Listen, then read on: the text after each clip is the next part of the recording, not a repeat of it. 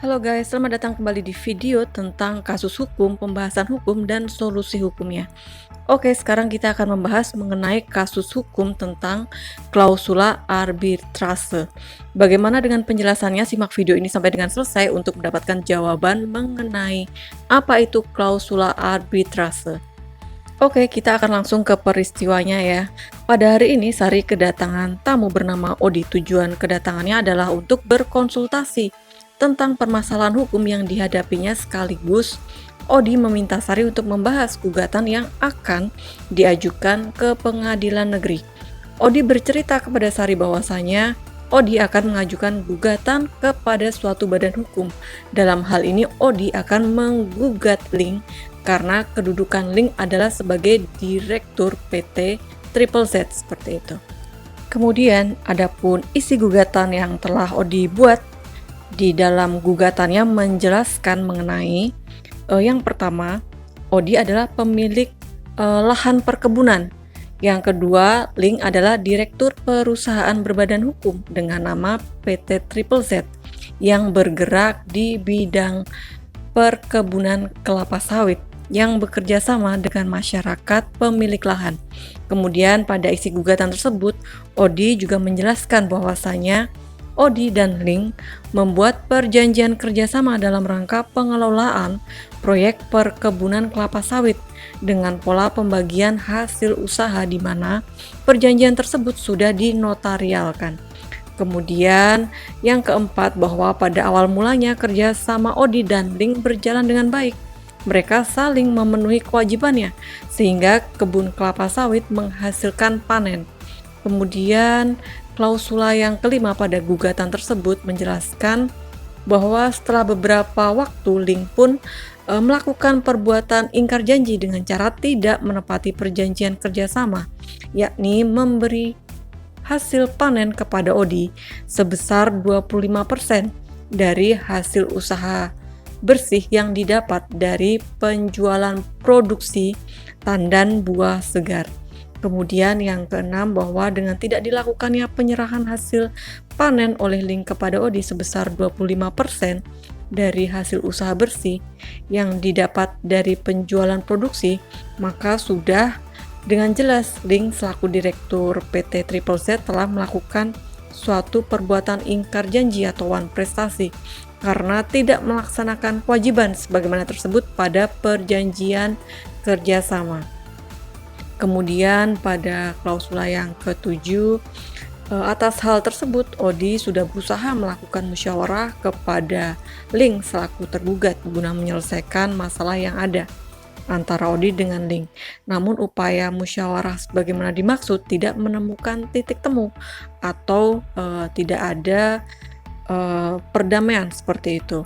Kemudian dalam hal ini Odi selaku penggugat sudah sangat dirugikan oleh Link, mengingat hasil panen dari lahan atau tanah milik Odi tersebut tidak menerima bagi hasil sebagaimana disebutkan pada perjanjian.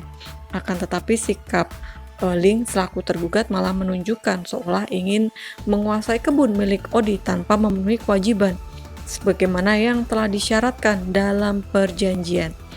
Lalu kemudian mengingat perbuatan Link tersebut telah ingkar janji atau wan prestasi dengan cara tidak membayarkan hasil panen sebesar 25% kepada Odi, telah menimbulkan kerugian bagi Odi.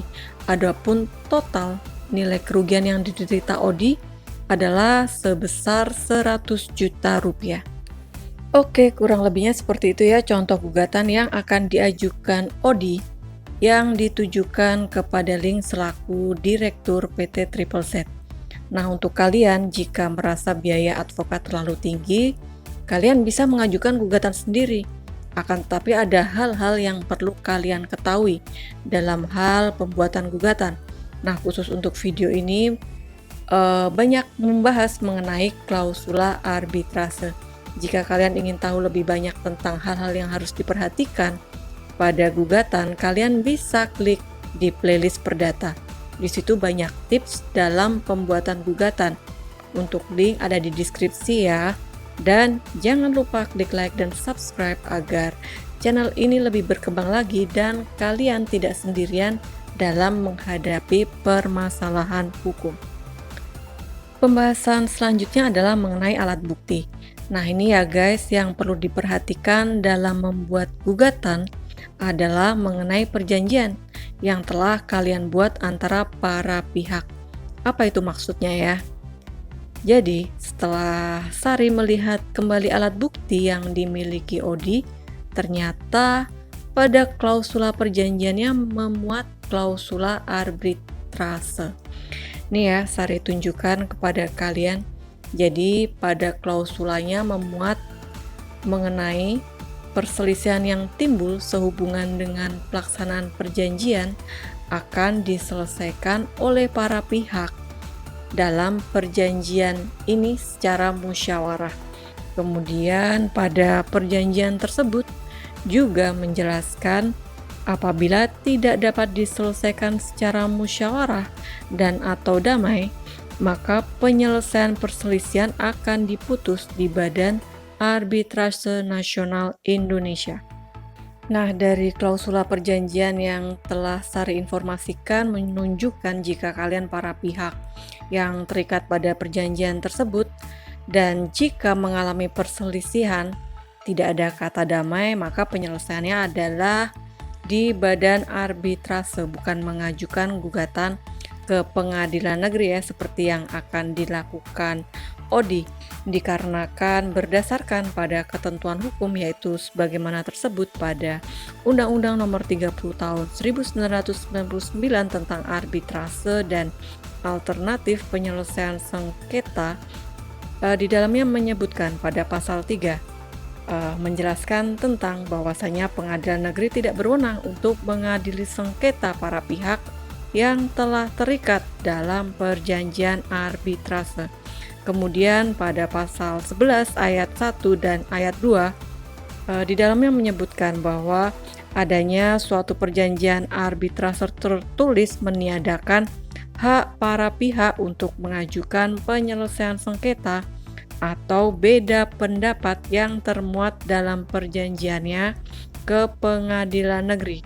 Kemudian pada ayat 2 menjelaskan mengenai bahwasanya pengadilan negeri wajib menolak dan tidak akan campur tangan di dalam suatu penyelesaian sengketa yang telah ditetapkan melalui arbitrase, kecuali dalam hal-hal tertentu yang ditetapkan dalam undang-undang ini.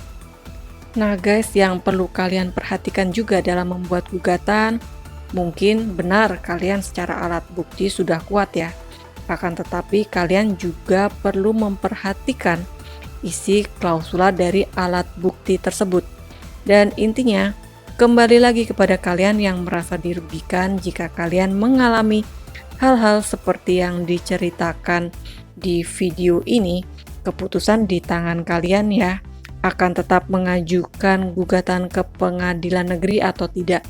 Dan sekali lagi Sari tidak membenarkan atau menyalahkan suatu perbuatan karena memang bukan kapasitas Sari untuk menghakimi suatu perbuatan. Oke, sampai ketemu lagi di kasus hukum selanjutnya. See ya.